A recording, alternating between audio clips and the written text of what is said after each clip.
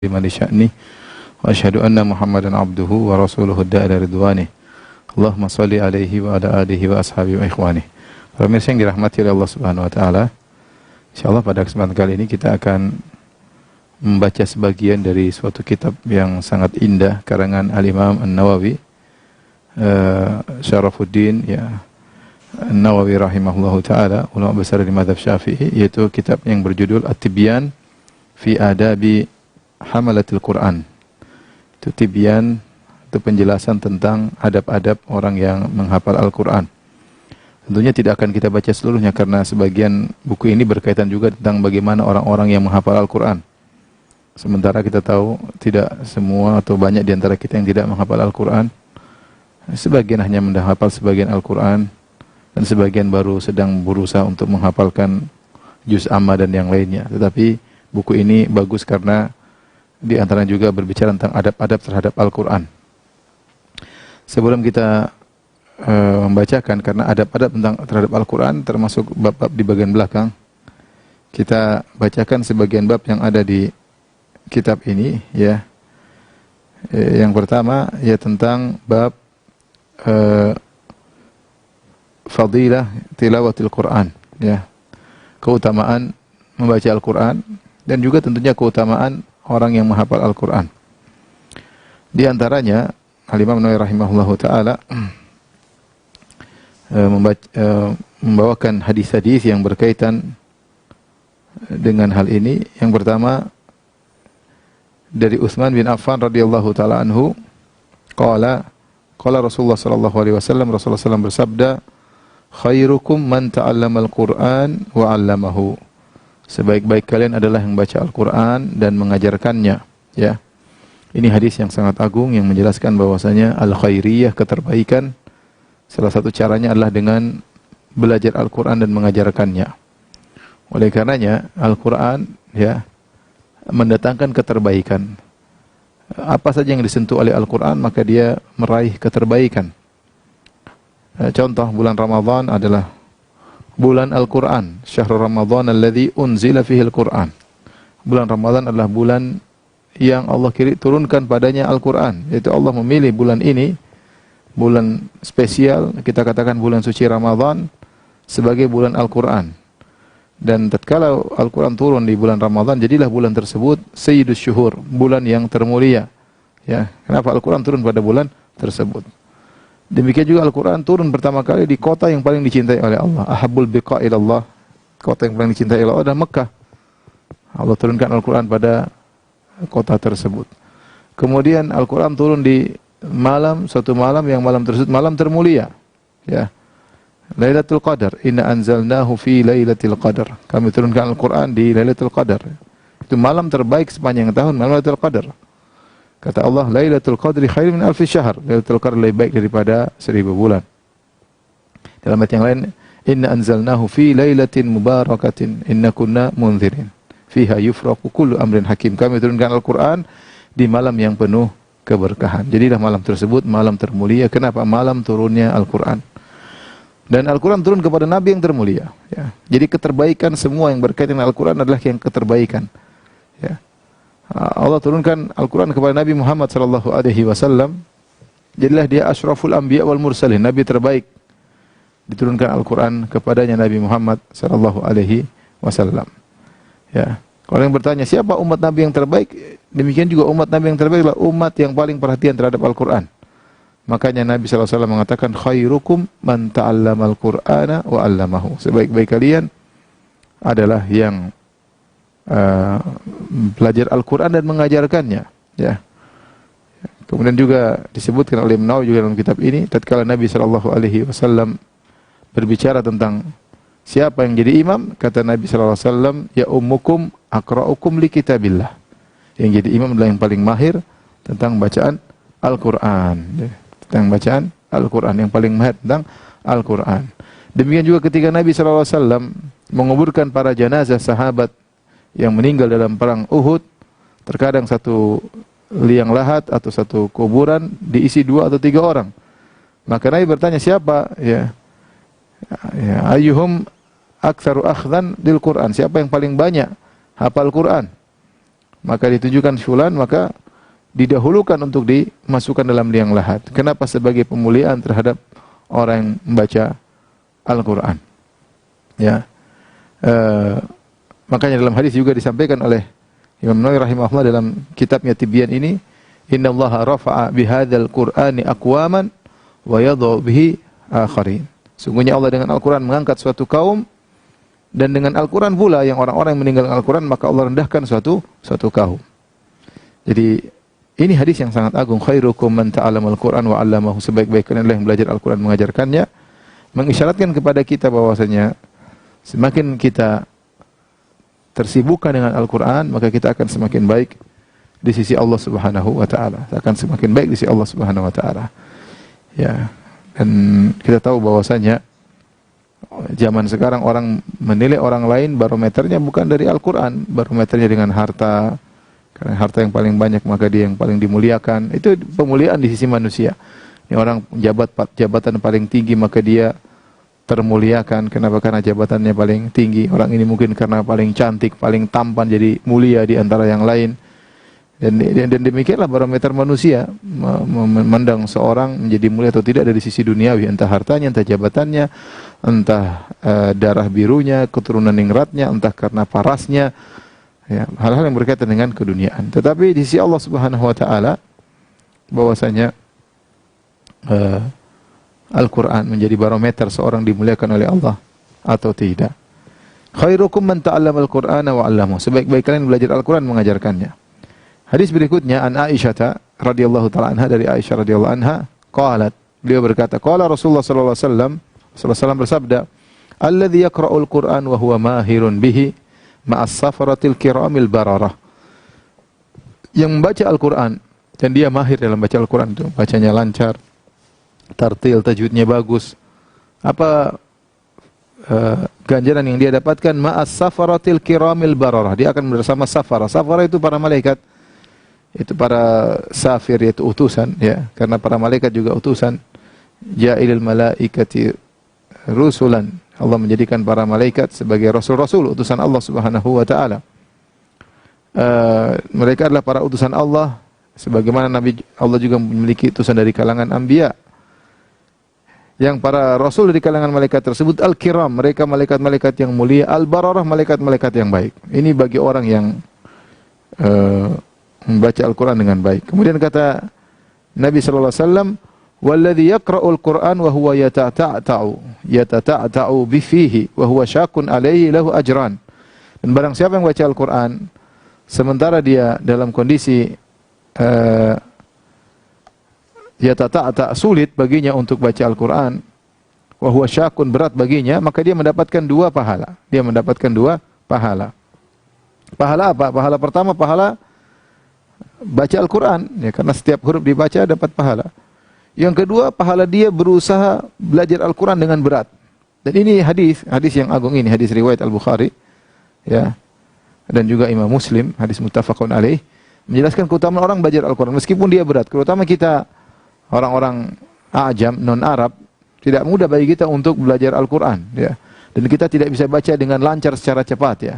Bahkan orang yang sudah bertahun-tahun baca Quran terkadang dia belum bisa lancar, butuh perjuangan. Selama dia berjuang tersebut, maka dia dapat pahala. Selain pahala baca, dapat pahala bacaan ayat Al-Quran, dapat juga pahala dari perjuangan dia untuk bisa melancarkan lisannya. Nah, apakah orang yang kedua lebih baik daripada yang pertama? Nabi yang mengatakan yang pertama, al-mahir bil Quran ma'as safaratil kiramil bararah. Orang yang mahir baca Al-Quran maka bersama para malaikat-malaikat yang mulia dan baik. Yang kedua dapat dua pahala. Para ulama mengatakan tidak. Yang tentu yang pertama pahalanya lebih besar. Ya, yang kedua dia dapat pahala dari sisi dia berusaha dan juga dapat pahala bacaan. Yang pertama dia sudah pernah melewati masa ini. Ya, kemudian dia melatih dirinya sampai akhirnya dia mahir baca Al-Quran, maka dia bersama malaikat-malaikat yang mulia. Maka ini isyarat bagi kita yang mungkin masih sulit baca Al-Quran, jangan putus asa. Terus belajar pelan-pelan, belajar tajwid, ya. Daripada kita menghabiskan waktu kita yang tidak bermanfaat. Kita panggil guru ngaji atau kita datang ke guru ngaji belajar tajwid. Karena kalau kita mahir baca Al-Quran, kita lebih semangat untuk baca Al-Quran. Karena Al-Quran dibaca dengan mengalir dari lisan kita. Ya, bagi orang yang masih tak terbata-bata, tetap harus berjuang karena dia mendapatkan pahala double.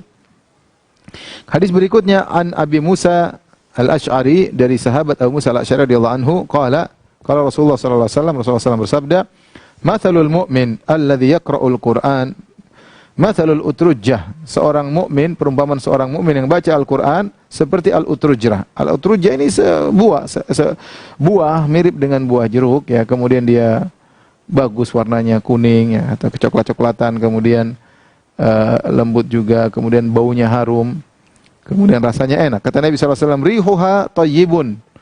Ya, baunya harum, wa ta'muha thayyibun, dan rasanya juga enak. Ini perumpamaan seorang mukmin baca Al-Qur'an. Sebenarnya mengatakan seorang mukmin tatkala dia baca Al-Qur'an disamakan dengan buah utrujjah, dari sisi dilihat enak, dipegang juga halus, dicium juga harum, dirasakan manis. Hendaknya seorang mukmin, ini isyarat bahwasanya orang yang baca Al-Qur'an, Al-Qur'an tersebut harus berdampak dalam kesehariannya, sehingga dia enak dipandang, kemudian manis dirasakan, lembut dipegang, dan warnanya menarik. Inilah orang yang baca Al-Qur'an dari seorang yang mukmin. Maka seperti buah yang wangi harumnya dan enak rasanya. Yang kedua, wa matsalul mu'min alladzi la yaqra'ul Qur'an matsalut tamrah la riha laha wa ta'muha hulun. Perumpamaan seorang mukmin yang tidak baca Al-Qur'an. Dan ada orang seperti ini, tidak baca Al-Qur'an. Dia orang beriman, salat, baca Quran jarang-jarang. Tapi dia beriman, dia salat 5 waktu, berbakti sama orang tua, tapi semangat dia baca Al-Qur'an kurang. Ya, tapi dia beriman kepada Allah. Apa perumpamaannya? Matsalut tamrah, seperti korma, la riha laha. Korma itu kalau kita cium enggak ada aromanya. Wa ta'muha hullun, tetapi rasanya enak, rasanya manis. Ya, rasanya manis. Kemudian kata Nabi sallallahu alaihi wasallam, "Matsalul munafiq alladzi yaqra'ul Qur'an matsalu ar-raihanati rihuha thayyibun wa ta'muha murrun." Adapun perumpamaan seorang munafik yang baca Al-Qur'an, dalil bahwasanya ada munafik baca Quran. Ada munafik baca Al-Qur'an, hatinya munafik tapi dia baca Al-Qur'an. Maka perumpamannya seperti raihana. Namanya dia terlihat indah. Wanginya, aromanya wangi. Raihana itu adalah segala tumbuhan yang aromanya wangi. Raihana. Tetapi kalau dirasakan dirasakan pahit. Ada munafik, kelihatannya indah, ngomongnya enak, baca Al-Qur'annya fasih, tapi dalam hatinya munafik, benci dengan syariat Islam misalnya. Ya, kalau ngomong Arab oke, baca Quran oke, tapi hatinya munafik. Ya, indah penampilannya, wangi aromanya, tapi isinya pahit. Wa mathal munafik alladzi la yaqra'ul Qur'an, dan perumpamaan seorang munafik yang tidak baca Al-Qur'an, kamathalil handhalah laisa laha rihun wa ta'muha murrun. Maka dia seperti handhalah, buah handhalah. Buah handhalah itu suatu macam buah yang tidak ada baunya, aromanya tidak ada, dan rasanya juga pahit. Yaitu luar dalamnya enggak enak. Luar dalamnya enggak enak. Ini perumpamaan yang diberikan oleh Nabi sallallahu alaihi wasallam, seorang berusaha untuk menjadi seperti utrujjah. Ya, luar dalam bagus, terlihat indah, dipegang lembut, ya, wangi aromanya, kemudian rasanya pun manis, ya. Kemudian beliau membawakan hadis berikutnya, an Umar bin Khattab radhiyallahu anhu, anna Nabi sallallahu alaihi wasallam qala, dari Umar bahwasanya Nabi sallallahu alaihi wasallam bersabda, "Innallaha ta'ala yarfa'u bihadzal kitabi aqwaman." Sungguhnya Allah Subhanahu wa taala mengangkat dengan Al-Qur'an suatu kaum, wa yadh'u bi akharin, dan juga Allah merendahkan satu kaum yang meninggalkan Al-Qur'an. Hadis riwayat Muslim. Ini dalil bahwasanya seorang dia baca Al-Qur'an bisa jadi diangkat oleh Allah di hadapan masyarakat yang lain. Itu sekarang banyak ulama dihormati, banyak ulama disegani, ya. Kenapa? Karena Al-Qur'an yang mereka miliki, Al-Qur'an yang mereka agungkan, Al-Qur'an yang mereka baca, Al-Qur'an yang mereka tafsirkan, Al-Qur'an yang mereka jadikan dalil, mereka diagungkan oleh masyarakat karena Allah mengangkat mereka.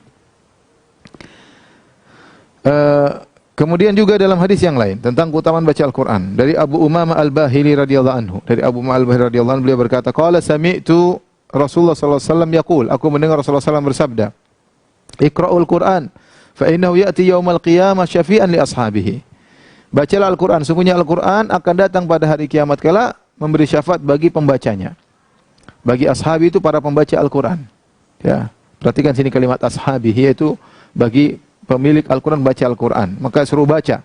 Tidak harus hafal, tapi baca Al-Qur'an dengan tadabbur, Tidak harus hafal lebih bagus, tapi tidak harus hafal. Di sini kata Nabi, Iqra'ul Qur'an, bacalah Al-Qur'an. Fa innahu ya'ti yaumal qiyamah syafi'an li ashabi, karena Al-Qur'an menjadi pemberi syafaat bagi pembacanya. Hadis riwayat Muslim. Kita di akhirat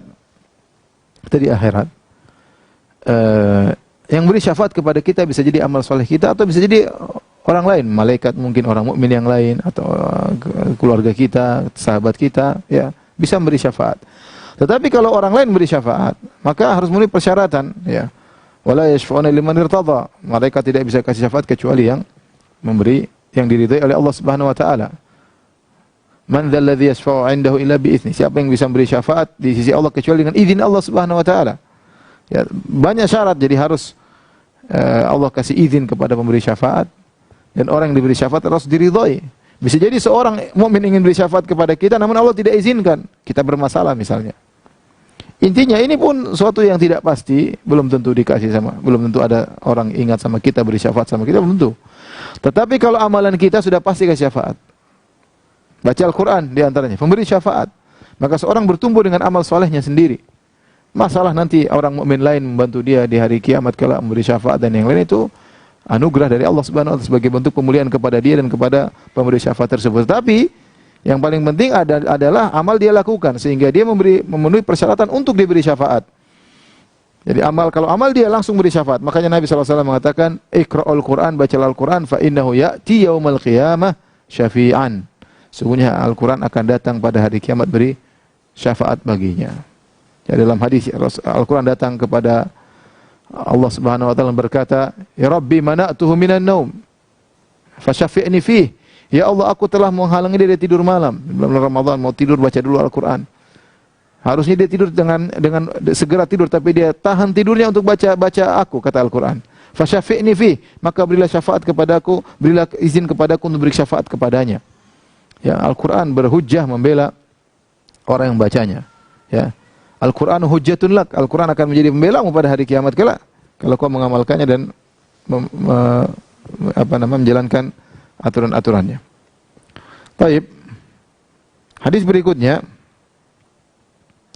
wa Ali bin Umar radhiyallahu anhuma anin Nabi sallallahu alaihi wasallam qala, dari Ibnu Umar dari Nabi sallallahu alaihi wasallam, beliau bersabda, la hasada illa fi itsnatain. Tidak ada hasad kecuali kepada dua orang. Rajulun atahu Allahul Qur'ana fa huwa yakum bihi ana al-lail wa ana an-nahar. Yaitu yang pertama yang hendaknya kita hasad kepadanya, yaitu seorang yang Allah berikan dia Al-Qur'an dan dia membaca Al-Quran di malam hari dan di siang hari. Subhanallah. Betapa bahagianya orang ini baca Al-Quran pagi hari, siang hari dan malam hari. Ini yang pertama kita hasati. Wa rajulan atahu Allahu malan fa huwa yunfiquhu ana al-lail wa ana an-nahar. Dan yang kedua, orang yang Allah berikan harta kepada dia, dia infakkan di jalan Allah di siang hari dan di malam hari. Dua orang spesial di sisi Allah Subhanahu wa taala. Bahkan Nabi menyuruh kita boleh hasad kepadanya. Artinya dua orang ini berhak untuk kita hasati. Artinya kita ingin seperti dia. Namanya ghibthah, kita ingin bisa seperti dia. Siapa dua orang ini spesial? Yang pertama, orang berilmu yang baca Al-Quran. Yang kedua, orang yang dermawan. Ini dua orang penting dalam pondasi penyebaran Islam. Yaitu orang berilmu diantaranya yang baca Al-Quran siang hari dan malam hari. Kehidupannya senantiasa dengan Al-Quran. Ini orang hendaknya kita hasad kepada orang ini. Jadi ikhwan, saya sering sampaikan bahwasanya Al-Quran ini ya mendatangkan kebahagiaan. Ya. Kata Allah Subhanahu wa taala, "Taha ma anzalna 'alaikal Qur'ana litashqa." Wahai Muhammad, kami tidak menurunkan Al-Qur'an untuk membuat engkau celaka. Kata para ulama, litas'ad, agar kau bahagia. Ya, orang sering baca Al-Qur'an dia akan bahagia. Ya, sering akan baca Al-Qur'an apalagi dengan tadabbur, maka dia akan bahagia. Benar, kelezatan banyak kita dapatkan, kelezatan dengan lisan kita makan merasa lezat, kita lezat mendengar sesuatu, kita lezat dengan melihat sesuatu. Tetapi kebahagiaan sesuatu yang berbeda. Kelezatan tidak mesti kebahagiaan. Betapa banyak orang merasakan kelezatan, hatinya kosong dari kebahagiaan. Kebahagiaan yang punya hanyalah Allah Subhanahu wa taala. Allah berikan kepada hamba yang Dia sukai. Ya, kelezatan semua orang bisa merasakan, orang mukmin, orang kafir merasakan kelezatan. Tapi kebahagiaan hati, ya, Allah berikan kepada orang-orang yang beriman. Maka di antara cara agar kita mudah berbahagia, baca Al-Quran. Baca Al-Quran, pagi kita baca, siang, malam. Ada waktu kita baca Al-Quran. Ini mendatangkan kebahagiaan, mendatangkan kebahagiaan. Bagaimana seorang ingin bahagia sementara hari-hari dia lewati dia tidak baca Al-Quran? Ya. Di hari-hari seperti ini, bulan Ramadan, kemudian lockdown, tidak juga sempat baca Al-Quran, kemudian baca kapan lagi baca Al-Quran? Ya.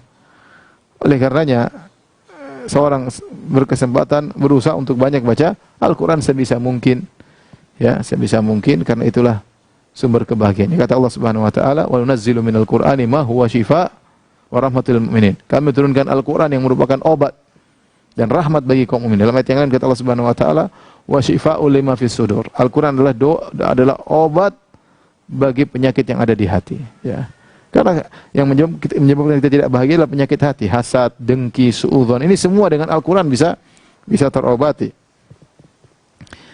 Taib. Kemudian hadis berikutnya, an Abdullah bin Mas'ud radhiyallahu anhu, tentang keutamaan baca Al-Quran.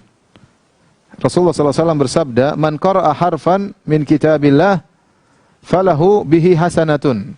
Barang siapa baca satu ayat, satu huruf dalam Al-Quran, maka dia mendapatkan satu kebaikan.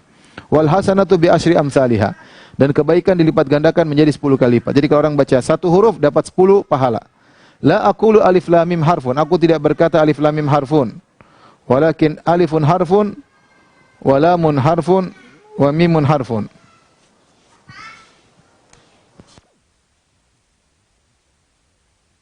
Aku tidak mengatakan alif lam mim satu huruf, tetapi alif satu huruf, lam satu huruf, mim satu huruf. Jadi kalau orang baca alif lam mim berarti dia dapat 30 kebaikan. Ya, alif lam mim dzalika, ada dzal, ada lam, ada kaf, ya. Al-kitabu, ada alif lam, ada kaf, ada ta, alif, ada ba, sudah banyak pahala dia dapatkan. Satu huruf dia dapat 10 kebaikan. Bayangkan kalau orang baca satu juz, ya. Masya Allah, dia baca banyak kebaikan yang dia dapatkan. Dan ini motivasi dari Nabi SAW untuk agar kita banyak baca Al-Quran. Nabi yang ngapain membacakan hadis seperti ini? Barang saya baca satu huruf dapat 10 kebaikan. Buat apa? Agar kita termotivasi. Agar kita termotivasi. Kemudian hadis berikutnya dari Abu Sa'id Al-Khudri radhiyallahu anhu, dari Nabi sallallahu alaihi wasallam, ya. Yaqulu Rabbu subhanahu wa ta'ala, berkata Allah Subhanahu wa ta'ala dalam hadis qudsi, "Man syaghalahul Qur'an wa dzikri an mas'alati." Barang siapa yang tersibukkan dengan Al-Quran dan berzikir kepadaku sehingga tidak sempat meminta kepadaku, a'taituhu afdhala ma u'tiya bis-sa'ilin. Ma u'tiya sa'ilin. Maka aku akan memberikan kepada dia, ya, apa yang lebih baik daripada yang diberikan kepada orang-orang yang meminta.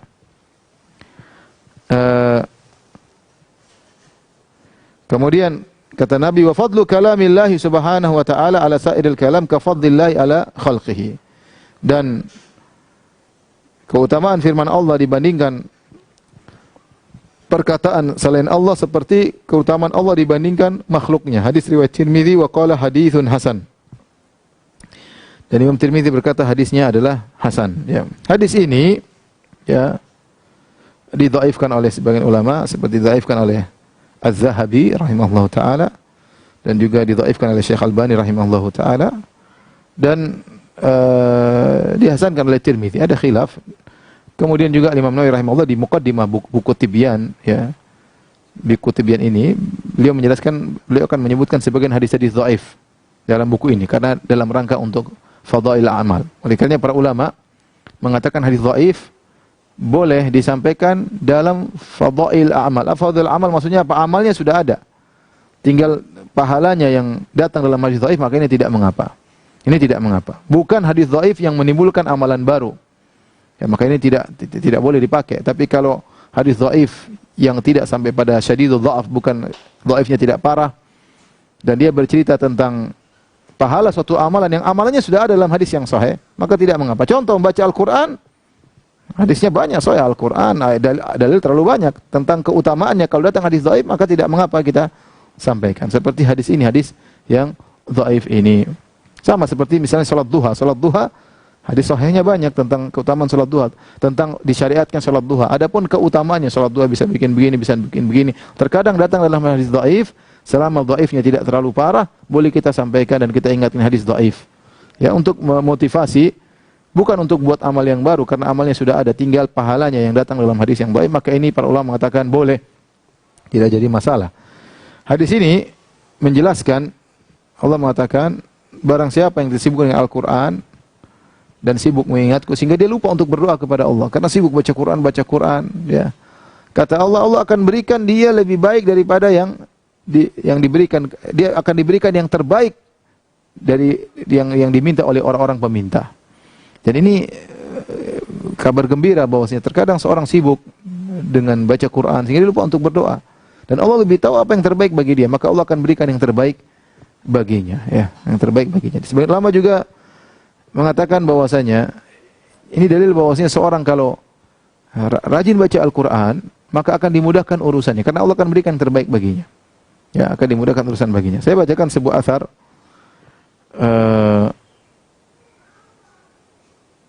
tatkala Dhiya Al-Maqdisi akan bersafar untuk menuntut ilmu hadis, maka Ibrahim bin Abdul Wahid Al-Maqdisi berwasiat kepadanya seraya berkata, ini kisah para salaf. Ibrahim bin Abdul Wahid Al-Maqdisi berwasiat kepadanya berkata, "Aktsir min qiraatil Qur'an wa la tatrukhu fa innahu yatayassaru laka alladhi tatlubuhu ala qadri ma taqra." Maka Ibrahim bin Abdul Wahid Al-Maqdisi berwasiat, hendaknya engkau baca Al-Qur'an. Perbanyaklah baca Al-Quran. Dan jangan kau tinggalkan bacaan Al-Quran. Sungguhnya akan dimudahkan bagimu apa yang kau cari sesuai dengan kadar kau baca Al-Quran. Perhatikan kata dia. فَإِنَّهُ يَتَيَسَّرُ لَكَ الَّذِي تَطْلُبُهُ عَلَى قَدْرِ مَا تَقْرَأُ. Sungguhnya akan dimudahkan bagimu apa yang kau tuntut, apa yang kau cari sesuai dengan kadar apa yang kau baca. Kalau itu ilmu yang dimudahkan ilmu, sering baca Al-Quran. Ya, Allah akan mudahkan, ya, karena Allah akan berikan yang terbaik daripada yang diminta oleh orang-orang yang meminta. Meskipun kau tidak minta. Ya bagaimana tidak? Karena engkau telah perhatian terhadap firman Allah Subhanahu wa taala. Allah akan berikan yang terbaik. Kemudian Dhiya Al-Maqdisi berkata, "Fara'aitu dzalika wa jarrabtuhu katsiran." Aku lihat dan aku melihat hal tersebut, ya, bukti dari perkataan Ibrahim tadi. Dan aku banyak jarrabtuhu katsiran, dan aku sudah sering mencobanya. Fakuntu idza qara'tu katsiran tayassara li min sama'il hadis wa kitabatihi. Kalau saya sering baca Al-Quran, maka dimudahkan bagiku untuk mendengar hadis dan mencatat hadis yang banyak, al-katsir. Wa idza lam aqra' lam yatayassar li. Kalau aku tidak baca Al-Quran, maka tidak dimudahkan bagiku, ya. Oleh karenanya seorang, kita tahu segala urusan di tangan Allah Subhanahu wa taala. Menggabungkan antara keduanya, sebab materi dia berusaha bekerja, berusaha ikhtiar istilah kita, dan dia juga ada sebab ukhrawi, dia lupa doa ada, baca Quran ada, memudahkan seorang untuk mencapai tujuannya, ya. Taib. Hadis berikutnya dari Ibnu Abbas radhiyallahu anhuma, bahwasanya Rasulullah SAW bersabda, "Innal ladzi laisa fi jawfihi syai'un minal Qur'an kal baitil kharib." Sungguhnya seorang yang dalam hatinya tidak ada Al-Quran di dalamnya, maka dalam tubuhnya tidak ada sedikit pun dari Al-Quran, kal baitil kharib, maka seperti rumah yang sudah rusak, ya. Rumah yang sudah rusak, ya. Hadis ini dihasankan oleh Tirmidzi, kemudian disahihkan Al-Hakim, namun didhaifkan oleh Dzahabi dan juga Al-Albani rahimahullahu taala. Tapi hadis ini menjelaskan orang yang tidak ada Al-Quran dalam dirinya seperti rumah yang rusak, ya. Apa yang mau diharapkan tadi? Kebahagiaan tidak ada. Makanya saya ingatkan pada diri saya pribadi dan juga kepada para pemirsa, jangan sampai hari-hari kita lewat apapun kesibukan kita. Ya, kita sebagai sibuk apapun, kita masih sempat lihat medsos, masih sempat terkadang lihat berita COVID-19, ya. Masa tidak ada waktu kita baca Al-Quran? Ya. Di bulan Ramadan, di bulan Ramadan. Kalau di bulan Ramadan tidak sempat lagi baca Al-Quran, sudah keterlaluan, ya. Kapan lagi kita mau dapat hidayah? Kapan lagi mau taubat kalau bukan di bulan Ramadan? Kapan lagi mau dekat dengan Allah kalau bukan di bulan Ramadan? Ya. Menunggu bulan Desember. Oleh karenanya seorang, ya, kalau ternyata hatinya tidak ada Al-Quran dalamnya, kosong. Ingatkan kepada istri kita, kepada anak kita, di tengah-tengah kesibukan mereka dengan medsos dan yang lainnya, suruh mereka baca Al-Quran. Mau bagaimana bahagia kalau nggak baca Al-Quran? Omong kosong orang bahagia kemudian tidak pernah baca Al-Quran. Ya, dia mungkin lezat, tapi bahagia enggak. Ketenangan, ketentraman jiwa, kelezatan nikmat iman, ya. Oleh karenanya seorang berusaha, ya, berusaha membaca Al-Quran. Baca Al-Quran, paksa dirinya untuk baca Al-Quran. Kalau dia bisa punya wirid harian, yaitu berapa target harian, oke, nggak ada masalah. Itu membantu dia untuk bisa membaca Al-Quran. Hadis berikutnya tentang keutamaan baca Al-Quran. Abdullah bin Amr bin Al-As radhiyallahu anhuma, ani Nabi sallallahu alaihi wasallam, dari Nabi sallallahu alaihi wasallam beliau bersabda, yuqalu li sahibil Quran. Dikatakan kepada sahibil Quran, dikatakan kepada pembaca Al-Quran. Sahib di sini tidak harus hafal Quran. Wallahu a'lam bishawab, tidak harus hafal Quran. Tapi orang yang punya perhatian terhadap Al-Quran, makanya tadi hadis yang kita baca riwayat Muslim, Iqra'ul Quran fa innahu ya'ti yaumal qiyamah syafi'an li ashabihi. Itu li sahibil Quran.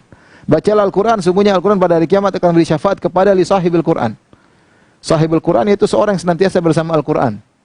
Dia hafal bagus, tapi tidak harus menghafal. Yang penting dia sering baca Quran, maka dia akan dapat syafaat dari Al-Quran tersebut. Meskipun dia tidak hafal, tentu kalau dia hafal punya kelebihan tersendiri. Di sini perhatikan Nabi berkata, yuqalu li sahibil Quran. Dikatakan kepada orang yang sering baca Al-Quran, Iqra' wartaqi, bacalah engkau dan naiklah derajatmu di surga. Waratil, bacalah dengan tartil kama kunta turatil fid dunya, sebagaimana kau baca di dunia dengan tartil. Fa inna manzilataka inda akhiri ayatin taqra'uha. Sungguhnya kedudukanmu di surga pada poin ayat terakhir yang kau baca. Nah, ini dalil bahwasanya orang sering baca Al-Quran derajatnya semakin tinggi. Sampai sebagian ulama berdalil bahwasanya surga itu tingkatannya sesuai dengan jumlah ayat dalam Al-Quran. Kalau dalam Al-Quran ada 6.000 lebih jumlah ayat, maka surga juga ada 6.000 sekian derajat. Nah, orang yang sering baca Al-Quran full dari awal sampai akhir, selalu sering khatam, maka dia akan mencapai puncak tertinggi. Karena dia sering baca 6.000 ayat tersebut. Ya. Adapun jika dia kurang bacanya, maka sesuai dengan bacaan yang sering dia baca. Kama kunta turatil fid dunya, sebagaimana kau tartilkan waktu di dunia. Jadi wallahu a'lam bishawab, tidak harus hafal Quran. Tidak harus hafal Quran. Tapi orang yang sering sahibul Quran, sering punya perhatian terhadap Al-Quran, sering baca Al-Quran. Sering baca Al-Quran. Oleh karenanya, subhanallah, kalau kita lihat sebagian orang, tidak harus dia seorang yang guru tahfidz. Kalau guru tahfidz Al-Quran tiap hari baca Quran, wajar, ya, karena dia guru tahfidz. Kalau ada orang juga anak santri tiap hari baca Quran, wajar karena dia sedang hafal Quran, berusaha hafal Quran. Tapi yang menakjubkan kita dapati sebagian orang yang dia bukan ustaz terkadang dia hanyalah seorang pegawai tapi lisannya senantiasa baca Al-Quran. Ya, senantiasa baca Al-Quran. Oleh karenanya saya kadang kagum lihat orang sering baca Al-Quran. Kita orang Indonesia memang ya jarang yang hafal Quran, kemudian karena kondisi kita tidak tahu bahasa Arab, agak sulit menghafal Quran. Tapi kalau kita lihat misalnya saya di Arab Saudi, banyak orang-orang pegawai biasa, polisi, Masya Allah baca Quran ini. Karena mereka memang sejak kecil sudah biasa hafal Quran. Kondisi kita tidak sama seperti mereka. Tapi bukan berarti kita putus asa. Tidak. Kita berusaha, meskipun umur sudah sekian, tetap kita berusaha untuk baca Al-Quran. Saya sering sampaikan, bayangkan orang kalau punya hafalan Quran 1 juz, akan merubah kehidupannya. Apalagi 2 juz, apalagi 3 juz, ya. Karena kalau dia punya hafalan 1 juz, dia akan semangat sholat. Dia punya hafalan 2 juz, dia akan semangat sholat. Kalau dia memang benar-benar menghafalnya karena Allah. Karena dia akan sholat malam, dia ganti-ganti suratnya. Masya Allah, rakaat pertama surat ini, rakaat kedua surat ini. Dia menikmati hal tersebut. Bagian lagi orang yang hafal Quran, Masya Allah, dia nikmati sholat malamnya. Kita ini terkadang malah sholat malam, kenapa? Karena nggak ada punya hafalan. Nggak punya hafalan. Tentu boleh kita sholat sambil baca HP atau baca, tapi beda dengan orang yang sholat dengan hafalannya. Kelezatan benar-benar dia rasakan. Ya, ada seorang berkata kepada seorang syekh, kasih dia motivasi untuk sholat, untuk hafal Quran. Ya, akhirnya dia bisa menghafal 4 juz. Maka setelah itu dia menyampaikan kepada sang syekh bahwasanya dia sangat merasakan perubahan dalam kehidupannya setelah dia memiliki hafalan sekitar 4 juz tersebut. Kenapa? Karena ya dia pergi ke sana, ada naik mobil ke sana sambil baca Quran, pulang dari sini ke sana baca Quran, dia berjalan kaki menuju masjid, dia baca Al-Quran. Sehingga tidak terasa tiap hari dia baca ayat yang sangat banyak, ya. Oleh karenanya, ya, seorang kalau ingin derajatnya dinaikkan di surga, maka hendaknya dia sering baca Al-Quran. Taib.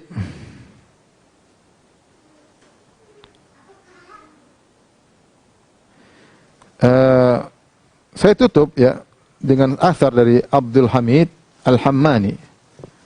Dia berkata, Sa'altu Sufyan Ats-Tsauri, aku bertanya kepada Sufyan Ats-Tsauri, salah seorang ulama salaf, anir rajuli yagzu, tentang seorang yang berperang.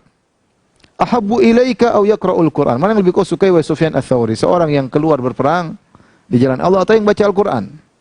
Maka Sufyan Ats-Tsauri mengatakan yaqra'ul Qur'an. Aku lebih senang orang yang baca Al-Qur'an. Li'anna Nabi sallallahu alaihi wasallam qala, karena Nabi sallallahu alaihi wasallam bersabda, khairukum Man ta'allamal Qur'ana wa 'allamahu. Sebaik-baik kalian adalah yang belajar Al-Qur'an dan mengajarkannya. Ini di antara dalil atau dijadikan dalil oleh Sufyan Ats-Tsauri tentang keutamaan orang baca Al-Qur'an, bahkan lebih diutamakan daripada yang berjihad di jalan Allah Subhanahu wa taala.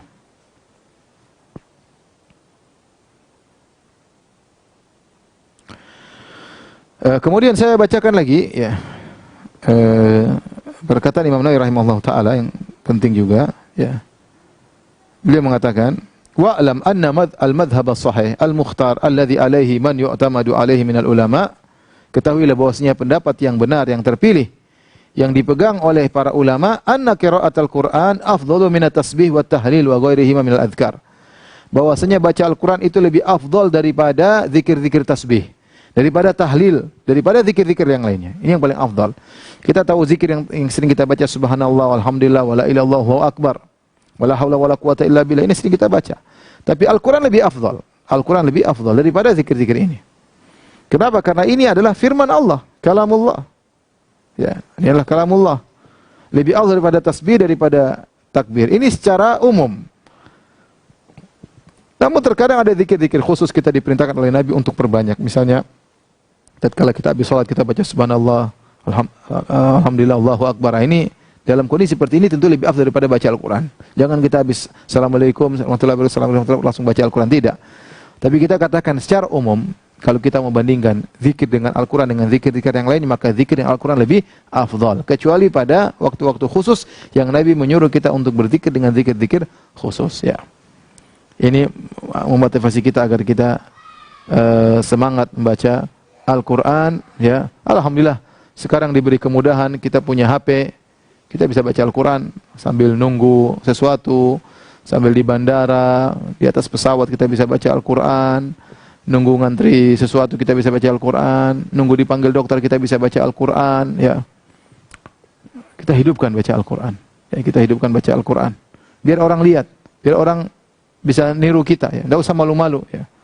Ya, sekarang kondisi pandemi mungkin berbeda, tapi kalau dalam kondisi normal hendaknya kita tidak usah ragu-ragu untuk baca Al-Qur'an. Apapun kata orang biarin, mau dibilang sok alim, mau dibilang sok suci, mau dibilang sok, biarin saja ya. Yang membuat kita bahagia nanti di dunia akhirat adalah bacaan kita ini ya. Ucapan-ucapan mereka tidak usah diperdulikan ya.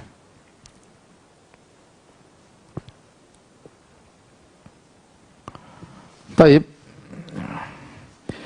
Di sini dibahas tentang adab pengajar Al-Qur'an, adab orang yang belajar untuk menghafal Al-Qur'an, belajar tajwid. Kita tidak bahas ya. Kita bahasan yang berikutnya kita loncat ya.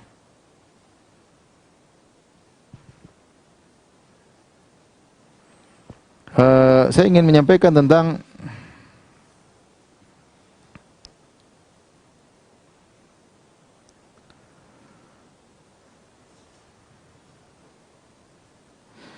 bagaimana ya adab terhadap Al-Qur'an.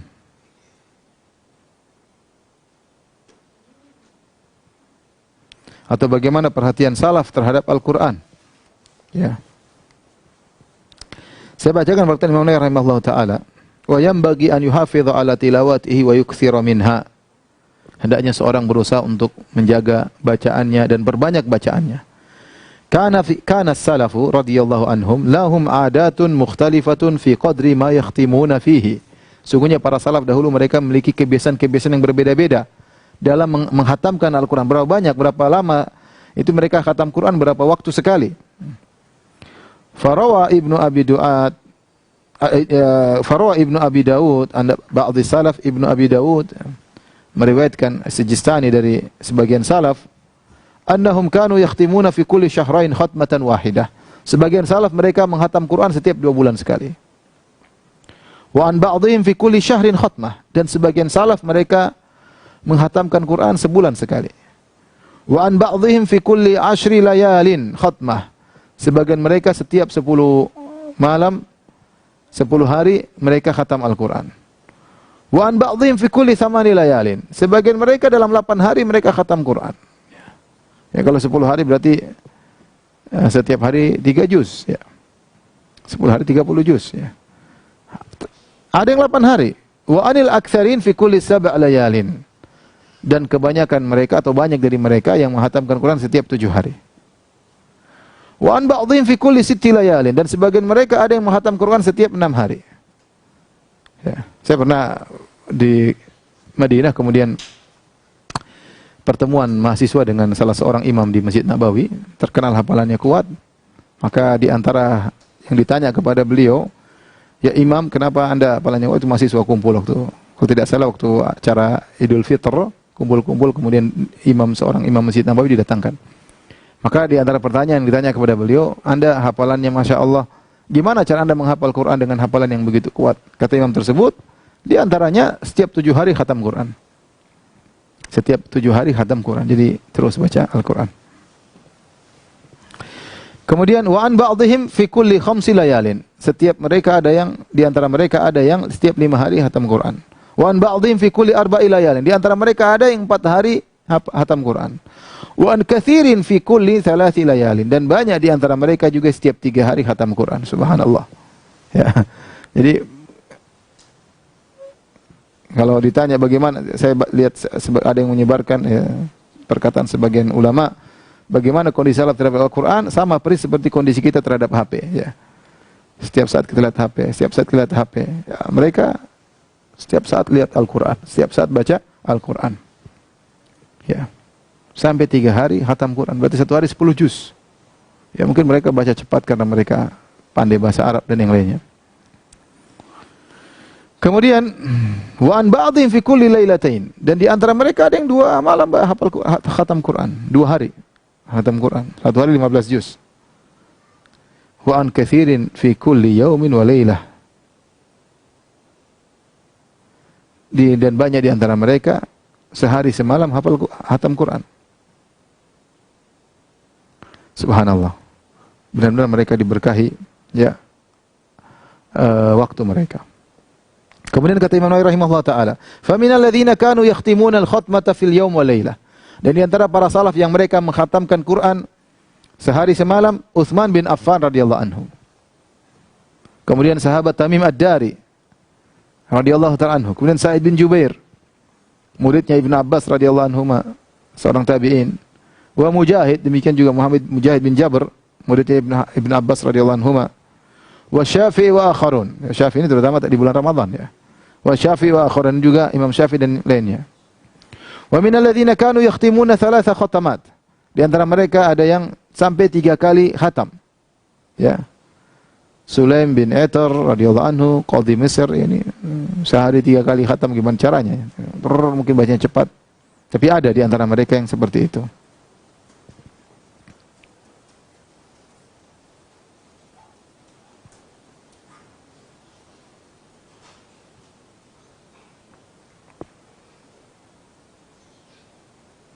Kemudian Imam Nawawi berkata, "Wa ammal ladzina khatamul Qur'ana fi raq'atin."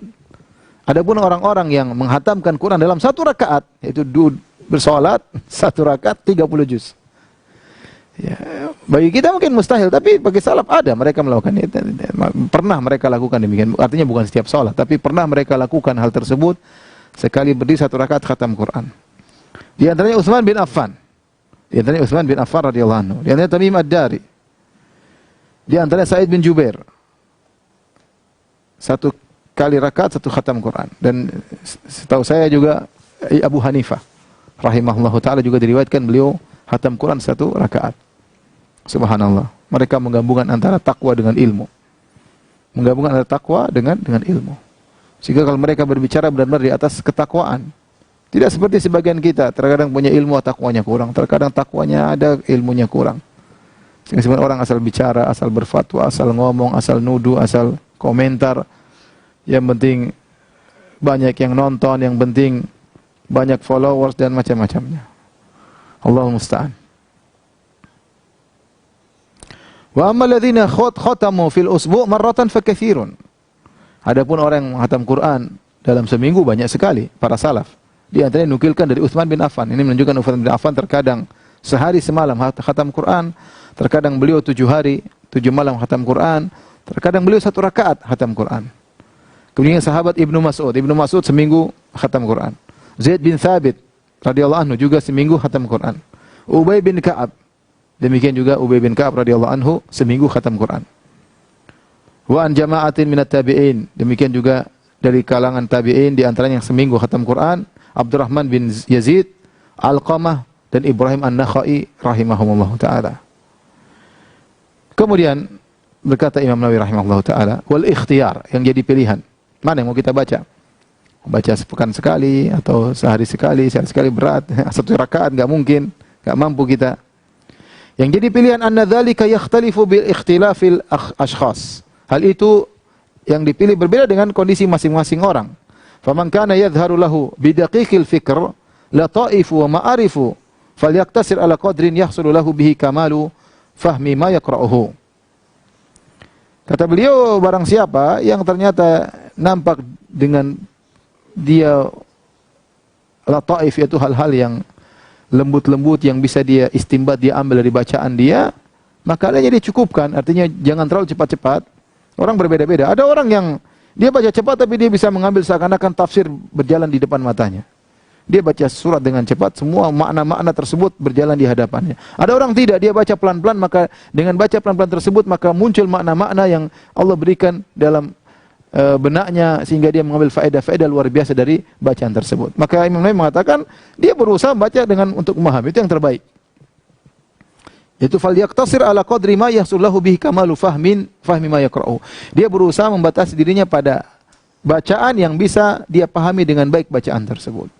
Ini para ulama Imam Syafi'i kalau kita bicara dia baca satu hari khatam ya wajar.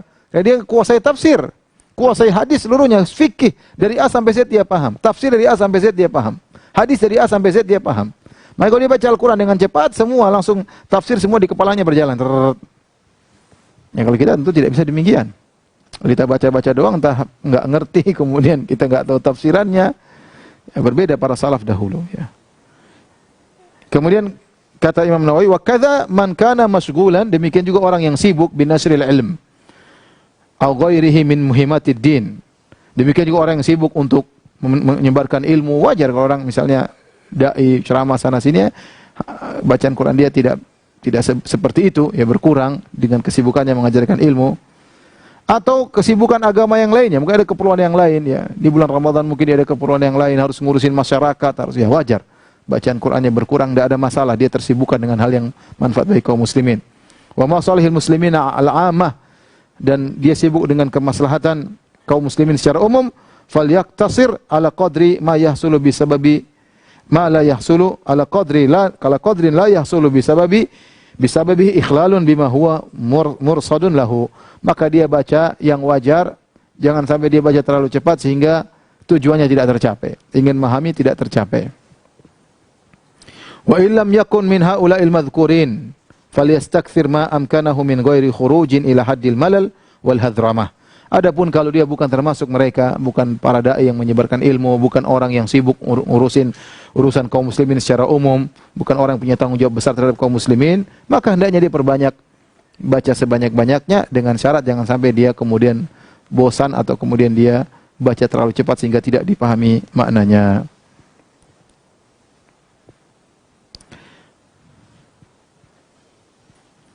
Sebagaimana saya nukilkan perkataan Ibnu Qayyim rahimahullah taala, beliau berkata bahwasanya qira'atu ayatin bitafahumin wa ta'aqqulin khairun min khatmah bila tadabburin wa ta'aqqulin. Atau kama qala, beliau berkata seorang baca satu ayat dengan tadabbur, dengan menghayati, dengan ta'aqqul, berusaha untuk memahaminya, memahami tafsirannya lebih baik daripada orang khatam Quran tapi tidak dipahami maknanya. Karena tujuan utama baca Al-Quran adalah afala yatadabbaruna al-Quran. Apakah mereka tidak mentadabburi makna isi Al-Quran?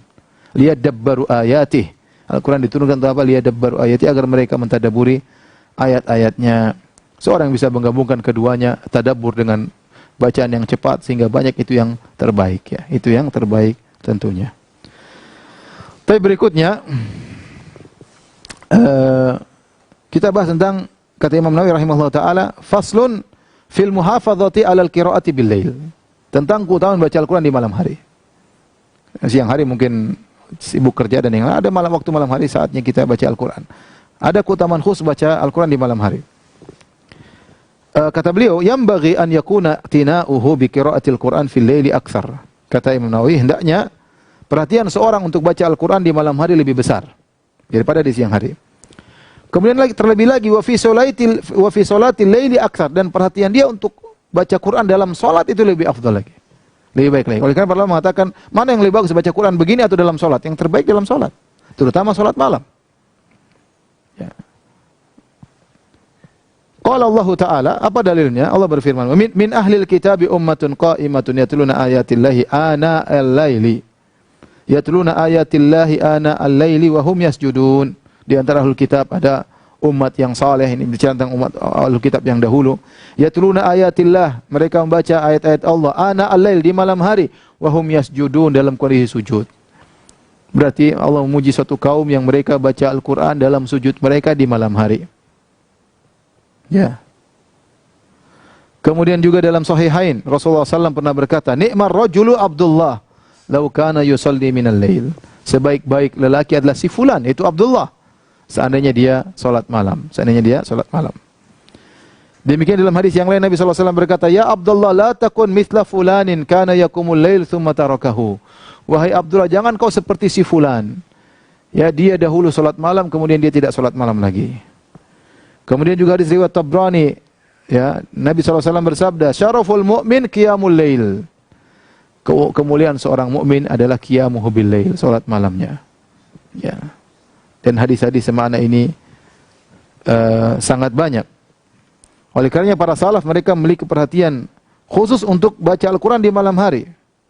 Di antaranya Ibrahim An-Nakhai berkata, "Kana yuqal," dahulu dikatakan, "Iqra'u minal lail walau halaba syatin." Yaitu bacalah Al-Quran di malam hari meskipun sebentar, meskipun hanya waktu untuk memerah susu kambing. Artinya sisihkan waktu. Kita alhamdulillah, kita mungkin sebelum tidur bisa baca dari HP, dari apa, alhamdulillah. 15 menit, setengah jam, 15 menit. Rutinkan. Subhanallah, HP ini luar biasa. Medsos ini benar-benar menghabiskan waktu kita. Menghabiskan umur kita, menghabiskan pahala kita, mendatangkan dosa-dosa. Ya. Padahal kita bisa manfaatkan waktu kita untuk baca Al-Quran, terutama di malam hari.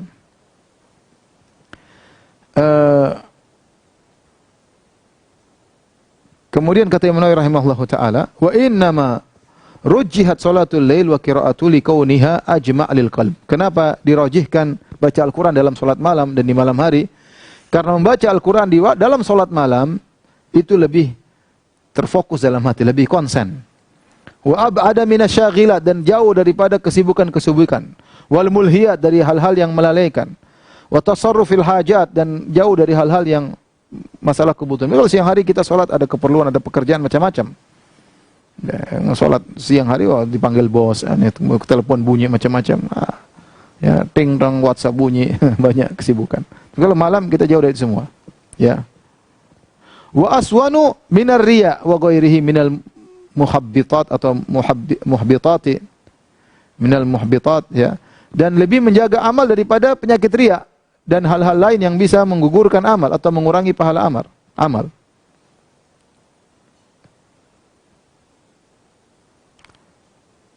Wa ma jaa syar'u bihi min ijadil khairat fil lail. Demikian juga syariat menjelaskan tentang banyak kebaikan terjadi di malam hari. Di antaranya fa innal Isra'a bi Rasulillah sallallahu alaihi wasallam kana lailan. Isra Mi'raj, Isra di malam hari. Kemudian hadis juga, yanzilu rabbukum kulla lailatin ila sama'id dunya hina yamdi syatrul lail. Dan Rabb kalian turun di langit dunia setiap malam tatkala sudah lewat setengah malam sudah berlalu. Fayaqul, dan Allah berkata, hal min da'in fa astajiba lahu. Apakah ada orang yang berdoa maka aku akan kabulkan permohonannya. Kemudian dalam hadis yang sahih Rasulullah SAW bersabda, fil laili sa'atun yastajibullahu fiha du'a kulla lailatin. Di setiap malam ada satu waktu yang Allah kabulkan doa orang. Setiap malam berlaku, ada waktu khusus yang situ Allah kabulkan doa. Maka ini dianjurkan seorang untuk baca Al-Quran di malam hari, terutama dalam salat malamnya.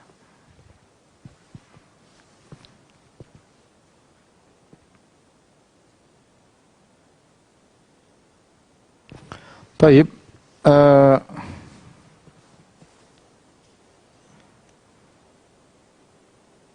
kita lanjutkan poin terakhir, ya, tentang al-amr bi ta'ahudil Quran wa tahdhir min ta'ridhihi linisyan. Ya, perintah untuk mengulang-ulang Al-Quran, menghafal Al-Quran, jangan sampai lupa, dan peringatan jangan sampai seorang sengaja ya melupakan Al-Qur'an. Dari Abu Musa al-Asy'ari radhiyallahu anhu dari Nabi sallallahu alaihi wasallam beliau bersabda, "Ta'ahadul hadzal Qur'an." Yaitu perhatikanlah Al-Qur'an, ya, selalu cek-cek kembali. Fa walladzi nafsu Muhammadin biyadihi. Demi zat yang jiwa Muhammad berada di tangannya. Lahu asyaddu tafallutan minal ibil fi uqliha, fi uqliha. Sungguhnya Al-Qur'an itu lebih cepat lepas daripada onta daripada ikatannya. Ruhul Bukhari wa Muslim, riwayat Bukhari dan Muslim. Sebenarnya mengatakan bahwasanya onta tatkala dia duduk di kakinya dikasih iqal supaya dia tidak bisa gerak-gerak. Diikat ya.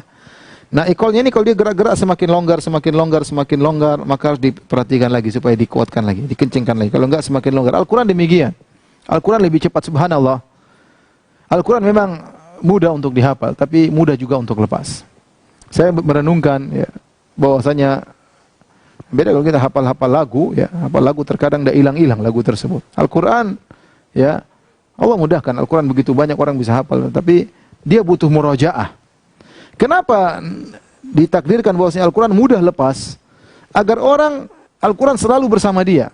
Kalau tidak orang sudah hafal 30 juz, selesai dia sombong, bangga, tidak lupa-lupa. Tapi tidak ada orang seperti begitu. Semua orang harus mengulang-ulang. Makanya kalau ada yang tanya, Ustaz bagaimana agar hafalan kita kuat? Tidak ada, omong kosong dengan cara ini, cara anu yang tidak ada. Caranya harus diulang-ulang, itu saja. Tidak ada, karena Nabi yang mengatakan, wa huwa asyaddu tafallutan, dia mudah lepas. Mau hafal Quran, kalau hafal Quran 10 tahun, besok-besok kalau dia tidak pernah buka, lama-lama dia lupa. Kenapa? Karena Allah ingin seorang kalau sudah hafal Quran, dia melazimi terus. Berusaha dia ulang-ulang, dia ulang-ulang. Udah ngelotok harus diulang-ulang. Ya. Meskipun sejak kecil dia sudah hafal Quran, karena demikian sifat Al-Quran. Ya, harus diulang-ulang agar Al-Quran tersebut betah atau kokoh di hafalannya. Dalam hadis yang lain dari Ibnu Umar radhiyallahu anhu, Rasulullah SAW bersabda, "Innama mathalu sahibil Qur'an kamathalil ibil mu'allaqah." Sungguhnya perumpamaan orang yang hafal Quran seperti onta yang terikat di iqalnya, ya. In ahada 'alaiha amsakaha wa in atlaqaha dhahabat. Kalau pemilik onta tersebut memperhatikan, ya, ikatan onta tersebut, maka ontanya akan tidak lari. Tapi kalau dibiarkan, dilepaskan, maka unta tersebut akan lepas ya.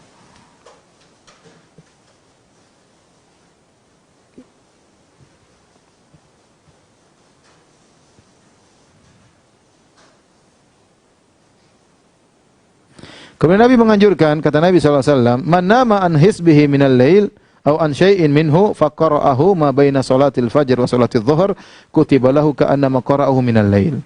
Barang siapa yang tidur tidak sempat baca bacaan yang biasanya dia baca di malam hari, ya, maka dia baca di pagi hari, dia qadha, artinya dia baca di waktu pagi hari antara salat subuh sampai salat zuhur, maka tetap dicatat seakan-akan dia baca di malam hari. Ini dalil tentang keutamaan baca Al-Qur'an di malam hari. Adapun hadis man qara'a al-Qur'an tsumma nasiyahu laqiya Allah azza wa jalla yaumal qiyamah wa ajdam. Ya, barang siapa yang baca Al-Quran kemudian dia lupa, dia baca Quran dia lupa, maka dia akan bertemu dengan Allah pada hari kiamat dalam kondisi ajdam, yang mungkin dalam kondisi berpenyakit kusta dan yang lainnya. Maka hadis ini disebutkan ya bahwasanya hadisnya dhaif. Taib, para pemirsa yang dirahmati Allah Subhanahu wa taala, ini saja saya sampaikan pada kesempatan ini. Insyaallah kita lanjutkan besok tentang adab membaca Quran. Ini yang penting. Bagaimana adab kita membaca Al-Quran agar pengaruh bacaan Quran tersebut merasuk dalam hati kita. Insyaallah besok di jam yang sama kita akan baca tentang adab al-qiraah, bagaimana cara membaca Al-Quran yang baik. Demikian, subhanakallah bihamdik asyhadu an la ilaha illa anta astaghfiruka wa atubu ilaik. Assalamualaikum warahmatullahi wabarakatuh.